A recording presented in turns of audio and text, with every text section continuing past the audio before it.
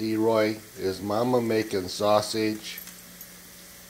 Good morning. This is Christy with Cottage Grove Quilt Company. I'm coming to you today from my kitchen where we are going to make homemade sausage gravy. This is a staple for us for breakfast. I love making homemade sausage gravy.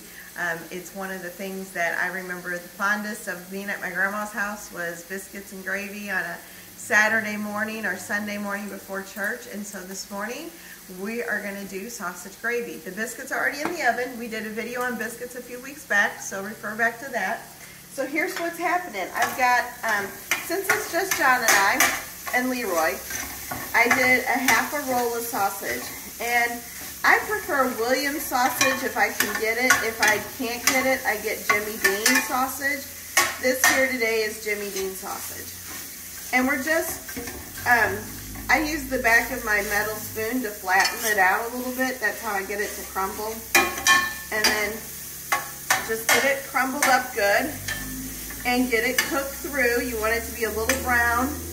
It's okay that you have a little dark brown stuff on the bottom of your skillet. That'll make your gravy taste better.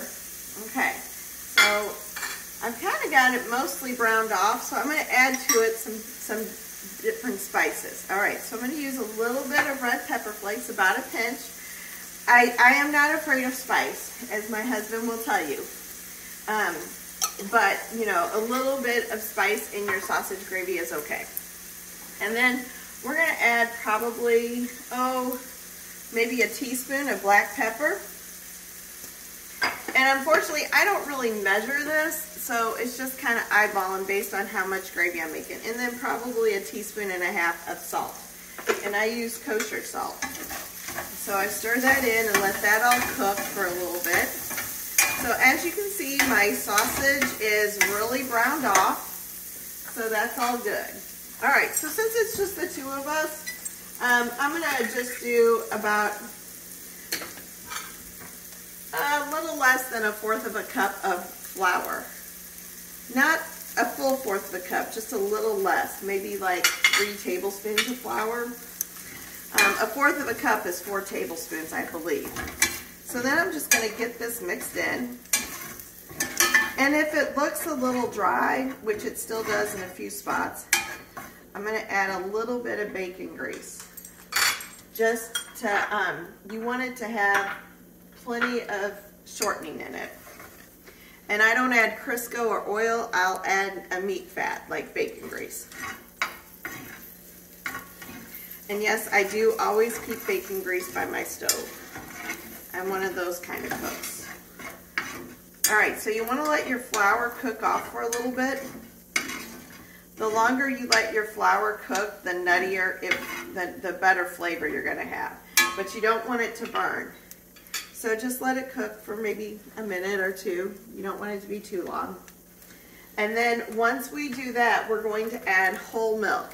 I only use whole milk. Don't use skim. Don't use, 1%. Don't use 2%. Use whole. You're making gravy. You're not on a diet if you're making gravy. So make whole, use whole milk.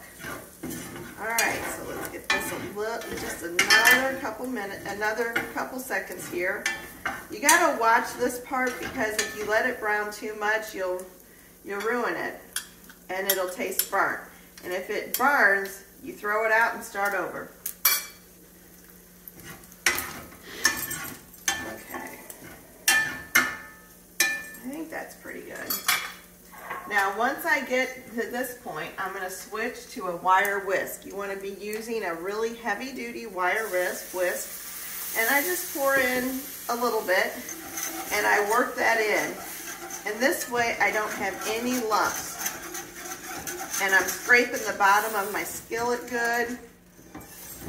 And I probably added about 1/4 of a cup in to get it started.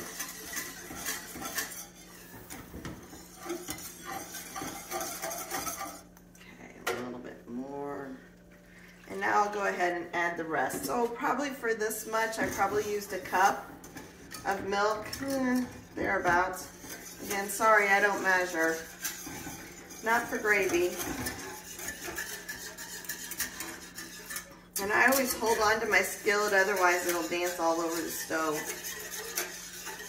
And I'm scraping this bottom really good to get all those yum-yums off the bottom. You want those yum-yums in your gravy. And some people will tell you gotta stir it every minute, you know, or all the time. If I start with a little bit of milk and work that in, I can leave it set for just a little bit while it comes to a boil. And you don't want to be on high heat, like a medium heat, nothing, you know, you're not in the Indy 500 here. And I always get a little extra spoon out of the drawer because I got to taste it to make sure I got everything in here right. That's the cook's job, right? That's my feeling at least. And I'm just tasting for salt and pepper. That's good. That's good. That's about right.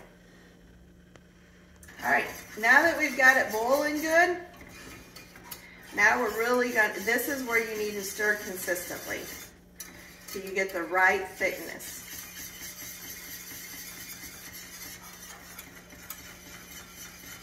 And again, you want to be sure you're scraping the bottom of your pan good,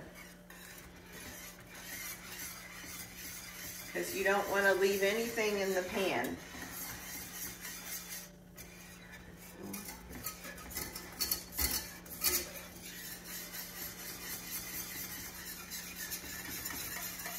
And it will get thicker as it cooks, and as it does get thicker, you may want to add just a splash more milk just to keep it from not turning into like too much paste. Good.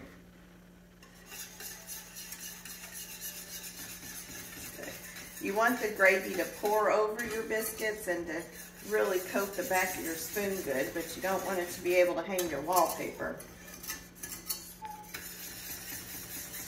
That looks really good. All right. So again, you're going to taste to make sure you got the right balance of salt and pepper.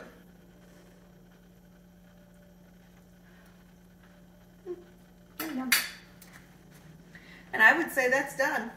We're going to turn it off, and then as soon as our biscuits come out of the oven, we'll make us a nice pretty plate of biscuits and gravy. Pause.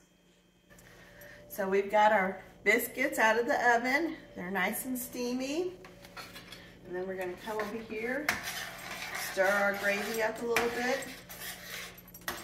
Isn't that pretty? And then just pour that right over. And you got some fresh homemade buttermilk biscuits and some nice country sausage gravy. All right, enjoy. Oh, look at Leroy looking at that. Have a great day.